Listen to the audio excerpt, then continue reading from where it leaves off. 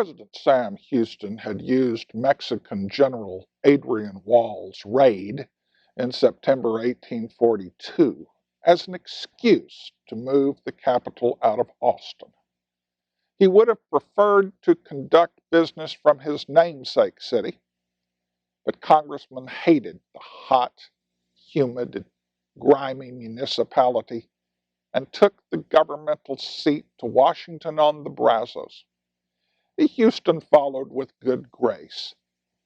Any place, he contended, was better than Austin. While Houston was much happier in his new digs, a lingering annoyance remained. The intractable Austin citizens still refused to give over the National Archives. The president had attempted to move them following the Vasquez raid in March. On the 10th day of that month, Houston directed Secretary of War George Washington Hockley to move the records to Houston City. Getting wind of that order, Colonel Henry Jones, the military commander in Austin, summoned a town meeting to debate this new threat. After a lively discussion, residents concluded that notwithstanding Houston's hand-wringing, their town was as safe from enemy attack as any other, and that his withdrawal had created a dearth of confidence. That, in turn, had triggered a decrease in property values. On March 16th, a committee of vigilance declared any relocation of government manuscripts illegal. To enforce their decree, they organized a mounted patrol at Bastrop to search every wagon and repossess any documents they might discover. To assert that Austin citizens disapproved of Houston's actions would be an understatement. The president's private secretary, W.D. Miller, informed his boss that would much rather take their rifles to prevent a removal of the state papers than to fight Mexicans. Official pronouncements and executive orders had failed to budge the seditious Austinites. So Houston employed his cunning. On December 10th, Houston called San Jacinto and Salado Creek veteran Colonel Thomas Ingalls Smith and Texas Ranger Captain Eli Chandler into his office. He tasked them with a secret mission: to take possession of the archives and transport them to Washington-on-the-Brazos, and to do so without arousing the notice of Austin citizens. Houston suggested that Smith and Chandler raise a ranger company on the pretext of providing protection against roving Comanche raiders. Once they had lulled Austin residents into complacency, they were to seize the government papers in the dead of night and haul them away before locals could react. Writing at the time, Houston explained his rationale. The importance of removing the public archives and government stores from their present dangerous situation at the city of Austin to a place of security is becoming daily more and more imperative. While they remain where they are, no one knows the hour when they may be utterly destroyed. As much as Houston wanted the archives, he admonished his agents not to actually harm anyone. He knew without Congress's sanction, his clandestine mission was not strictly legal, and he wished to avoid more scandal. Still, if Smith and Chandler were able to pull off his scheme, he was betting that lawmakers would not make him return the records to Austin. On the morning of December 30th, Colonel Smith led 20 Rangers and 3 wagons into Austin. The residents bought the deception that they had come to offer defense against marauding Indians. And why not? There were still plenty of those in the neighborhood. Smith, having sold his cover story, waited until citizens turned in for the night. Under cover of darkness, the Rangers loaded the state papers aboard their wagons. As dawn approached, they had almost finished the job. All that remained was for them to make a clean getaway. And they would have done had it not been for the intervention of Angelina Belle Peyton Eberly. She had deep roots in Texas and had seen more than her share of misfortune. At 20 years of age, she had married Jonathan C. Peyton, her first cousin. From 1825 until 1834, the couple operated a tavern and inn in San Felipe. In 1834, she found herself a widow when he died, but continued to run the family business on her own. When Houston's retreating Texian forces burned San Felipe in 1836, she lost everything.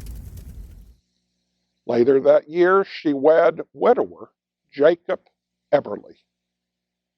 In 1839, they moved to the newly established town of Austin and built an inn called Eberly House, a respectable and high-toned establishment, at least by frontier norms.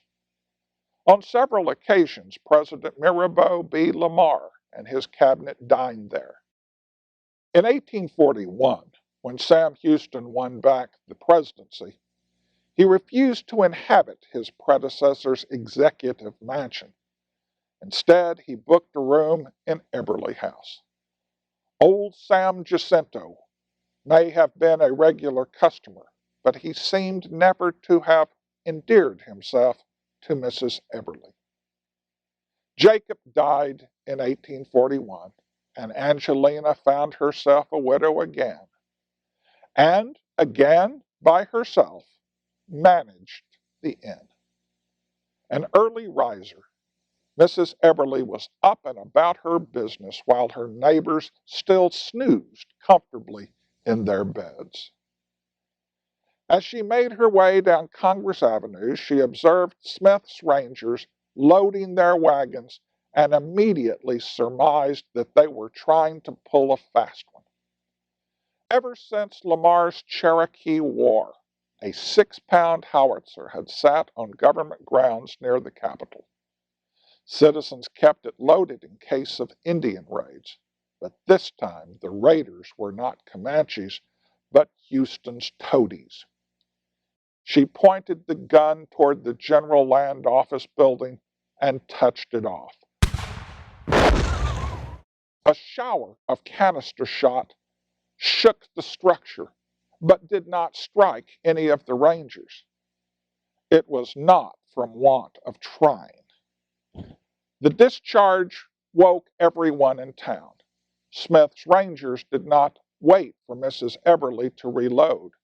They whipped their horses and galloped off in a trail of dust with the state papers. To avoid the Bastrop patrols, the company took the northern route. Rainy weather, muddy roads, and the oxen hauling the wagons reduced their progress to a crawl.